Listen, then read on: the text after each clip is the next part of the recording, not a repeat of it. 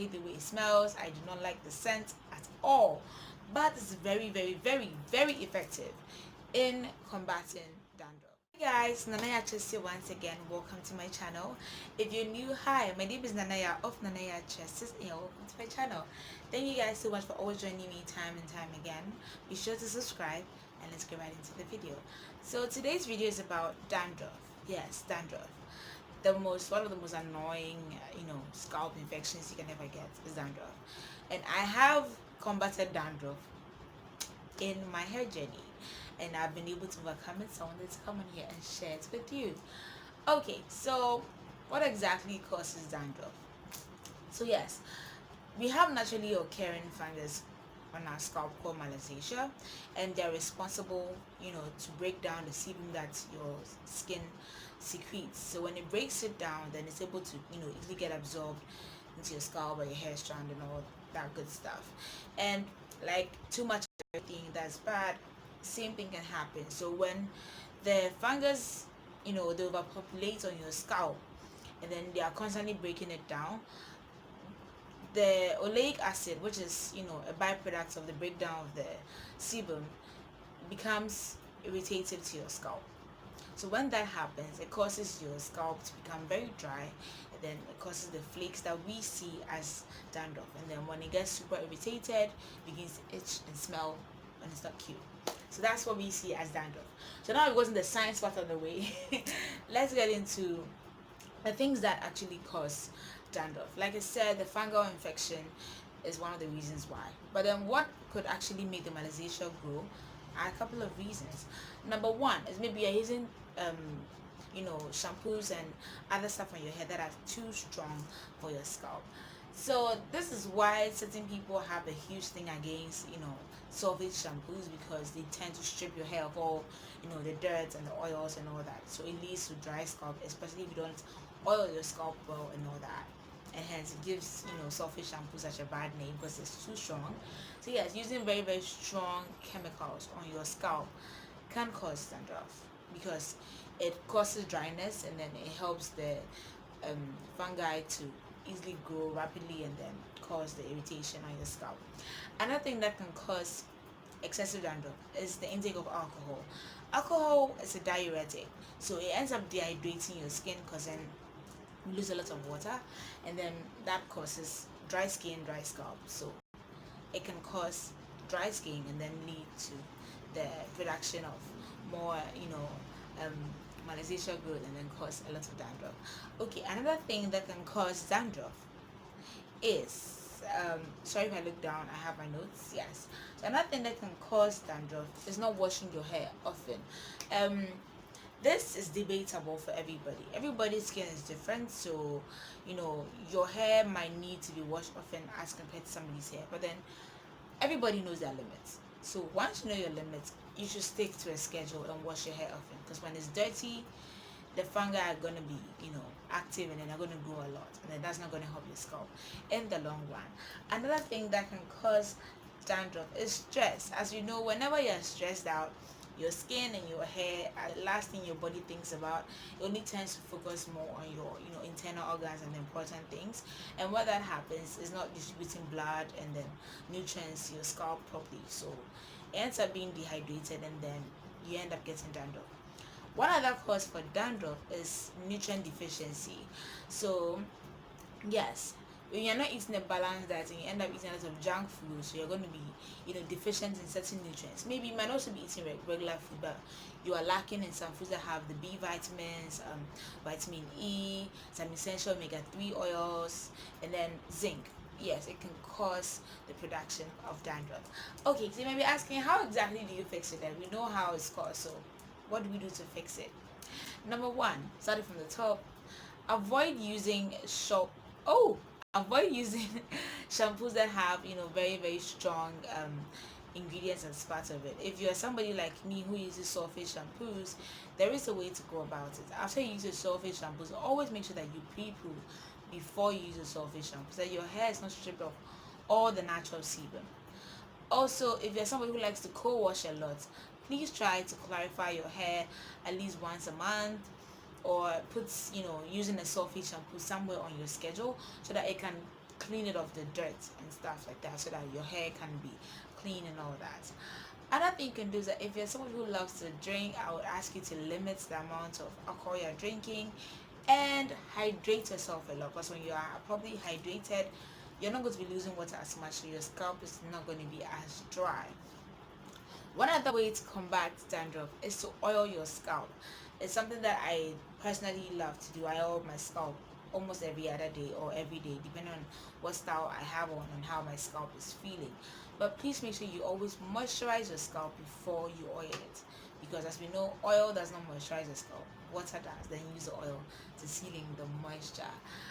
Okay, so another method by which you can clear your hair of dandruff is to make sure that you're taking essential vitamins in your diet. Zinc, oh my goodness, zinc is one wonderful nutrient that, even though it's a minor nutrient, it plays a huge role when it comes to our hair, skin and nails. So by taking zinc, like you can actually go to a pharmacy and then get prescribed the right prescription. So I actually had zinc prescribed to me some time ago. I ate some really bad food outside and I actually ended up getting diarrhea, and then I was given the zinc. So I asked the pharmacy, like, why are they giving me the zinc? And I was like, oh, it helps to retain, moisture, and then it helps to rebuild some cells in your body, helps with cell repair and all that. And also after I do my research, I realized that zinc is an amazing supplement.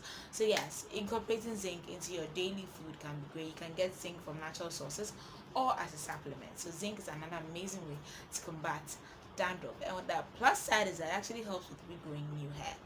Okay, so let's come to the natural remedies. So another one natural remedy you can try is lemon juice. Lemon juice is amazing because of the pH of the lemon. It helps to inhibit the growth of the malassezia that's on your scalp, and hence it don't flourish and then cause a lot of issues in your scalp. One way you can incorporate lemon juice is that you can squeeze some lemon juice, and if you have some aloe vera gel on hand, also squeeze, get some aloe vera gel, make it juice, mix it up, and then put it on your scalp. Let it sit for 30 minutes and then wash it out. You can use it consistently every wash day until you begin to see results. Another way that you can use some lemon juice is that you have maybe a cup of lemon juice, and then you put a teaspoon of baking soda in there. You mix it up and then you apply that to your scalp. Again, let it sit for a couple of minutes, preferably 15 to 30 minutes, and then you wash it out and go ahead with your regular wash day routine. Okay, lemon juice can also be added to coconut oil or olive oil or castor oil and applied to your scalp in order to combat dandruff. Again, it needs to be used constantly and regularly so that it can limit the production of the malassezia on your scalp, which causes the dandruff. Okay, one amazing way that you can also incorporate natural remedies is by using fenugreek. So fenugreek is an amazing Indian seed. It's actually a seed, yeah. So you can use that on your hair. You can crush it into a paste, infuse it into your oil, or boil it up and use the tea on your scalp. Either ways, it helps. Shameless plug, I actually have a hair growth oil that is available for sale. Let me just grab it. So my hair growth oil actually has fenugreek seeds in there and some aloe vera gel in there, some other remedies that I'm going to be mentioning, all infused in here. So it comes in a 500 ml and a 250 ml. This retails for 50 Ghana cedis, which is approximately $10, and then this retails for 100 Ghana cedis, approximately $20. That's So you can just contact me. I'll be leaving the link to where you can purchase these in the description box, so you can click the link to make a purchase. Okay, so let's continue on ways that you can combat dandruff in your hair. Onions and garlic, anything that has sulfur in it. Like I said, my growth oil actually has some sulfur, so if you want an oil that you don't have to constantly juice it up and all that every day, you can just use the oil on your scalp. I actually use it on my scalp, and I have not washed for the purpose of this video, I intentionally did not wash my hair. I was due to wash my hair last week, but I didn't do that. So I can come closer, you guys can see no dandruff. But whereas at first it would have been horrible, I've been using this oil every other day on my scalp. Okay, you can use the onion juice and or garlic juice in your hair mixed with some 2 tablespoons of lemon. What this does is that the onion and the garlic have antimicrobial and antifungal properties, so it helps to combat the production of the malasation in your hair, and the lemon helps to maintain the pH of your hair, and hence you can get rid of the dandruff. One other way that you can also combat dandruff is by using apple cider vinegar. Now with apple cider vinegar, let's be honest, I hate the way it smells. I do not like the scent at all, but it's very, very, very, very effective in combating dandruff. One way you can do this is to mix 1 cup to 1 cup, 1 cup of apple cider vinegar to 1 cup of water. So whatever the ratio you are going with, make sure it is 1:1. So whatever amount of apple cider vinegar you use, make sure you use the equal amount of water in your hair. Now if it's somebody who's like me and just don't like the scent, you can add a few drops of tea tree oil or peppermint oil or any other essential oil you have on hand to reduce the pungent smell, but then it is very effective.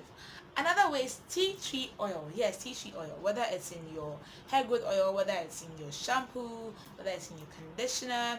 That's why most anti-dandruff shampoos actually tend to incorporate some tea tree in there, because it helps to fight fungi and fungi production. So yes, using the tea tree oil can actually help you to get rid of the dandruff. Have I mentioned all?